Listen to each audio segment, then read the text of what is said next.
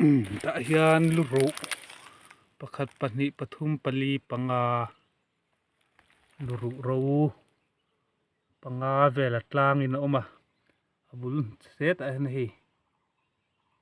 ngal ru kan ti dawn nge ni a in ngal ru niang chu tan awm tlang leh thuaya an in chan som an in phum hian an in chan som luru hmun khata awm tlan hung dan leh ngal ru vel awm tlan dan atang hian an in ti som an in chan som te pawh ang khawp mai heng ho kan phorh chhuah hai chhuah ti deuh hei lei hai haran lo ngal thleng fit khat pawh a thu lai khu fit khat vel ti veng a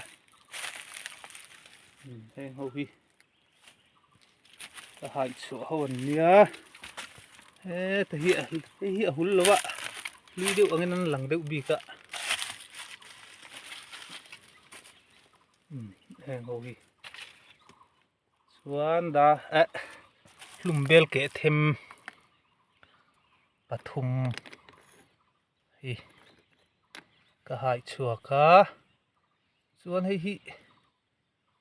hlum atanga siam tho ni tur ani hei te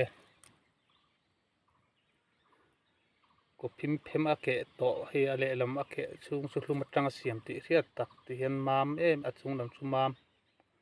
ro char ni awm tak lai hi kop phama ti hian hi mihring te siam ni tura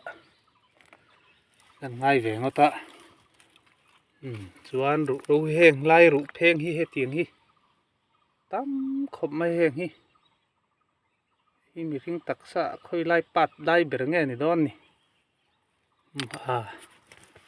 zawh na hlir ani